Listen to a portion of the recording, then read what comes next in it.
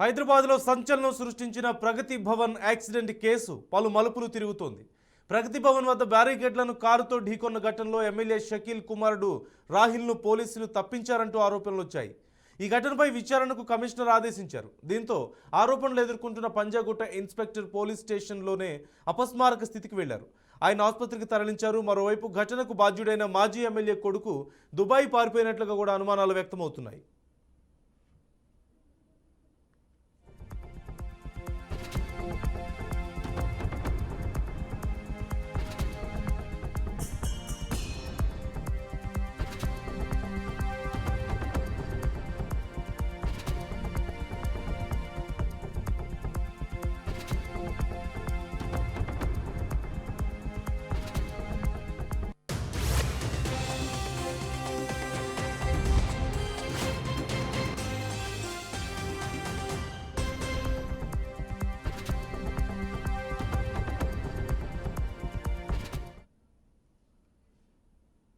అంశానికి సంబంధించి పూర్తి సమాచారం మా క్రైమ్ బ్యూరో చీఫ్ సత్యనారాయణ అడిగి తెలుసుకుందాం. సత్యనారాయణ, అసలు ఏం జరుగుతుంది ఈ కేసుకు సంబంధించి? ప్రగతి భవన్ యాక్సిడెంట్ కేసులో ఎందుకు ఇంత గందరగోళం నెలకొంది?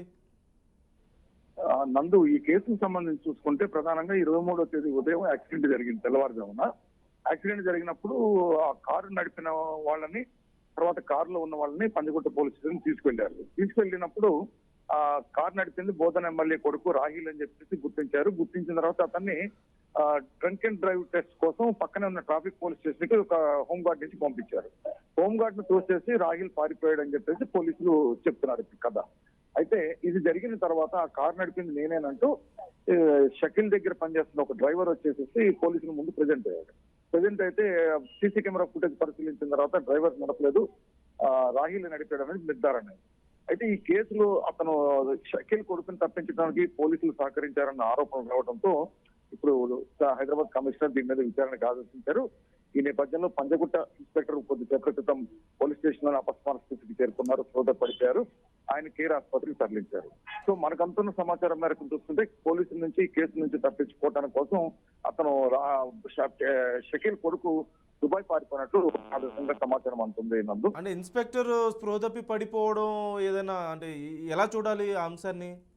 స్ట్రెస్ కింద ఫీల్ అయ్యే ఒకటి, అతని మీద ఆరోపణలు రావడం, తర్వాత డ్రంక్ అంటే రెడ్ హ్యాండెడ్ గా సీఎం క్యాంప్ ఆఫీస్ దగ్గర ప్రగతి భవన్ దగ్గర ఉన్న వాళ్ళు పట్టించి ఇచ్చినప్పటికీ కూడా పోలీసులు పోలీస్ స్టేషన్ కి వచ్చిన తర్వాత డ్రంక్ అండ్ డ్రైవ్ టెస్ట్ కి వెళ్ళినప్పుడు తమ కస్టడీలో ఉన్న నిందితుడు పారిపోవడం అన్నది ఎవరి మీద ప్రెజర్ వచ్చే అవకాశం ఉంటుంది. సో వీటన్నిటి పరిణామాల నేపథ్యంలోనే అతను తీవ్రమైన టెన్షన్ గురయ్యి అపస్మారక స్థితికి చేరినట్లు తెలుస్తుంది. నందు, ఓకే, అంటే ఆయన హెల్త్ కండిషన్ కి సంబంధించి వివరాలు ఏమైనా అందుతున్నాయా మనకు? ఇప్పుడు అతని పరిస్థితి, ఆరోగ్య పరిస్థితి బాగానే ఉందని చెప్పి ఆసుపత్రి వర్గాలు పేర్కొంటున్నాయి. నందు, రైట్.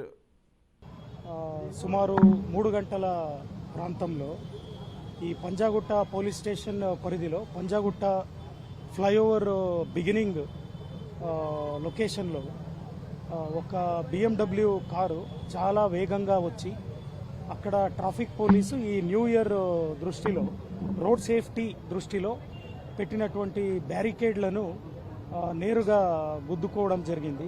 యాక్సిడెంట్ అయిన తర్వాత ఎవరైతే ఆ కారు నడిపిన వ్యక్తి ఉన్నాడో అతను అక్కడి నుంచి పారిపోవడం జరిగింది.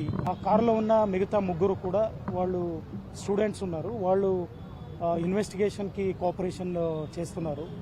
ఈ రాహిల్ అనే ఏదైతే వ్యక్తి ఉన్నాడో అతను నిజామాబాద్ జిల్లా బోధన్ నియోజకవర్గం మాజీ ఎమ్మెల్యే షకీల్ కొడుకు అని తెలిసింది.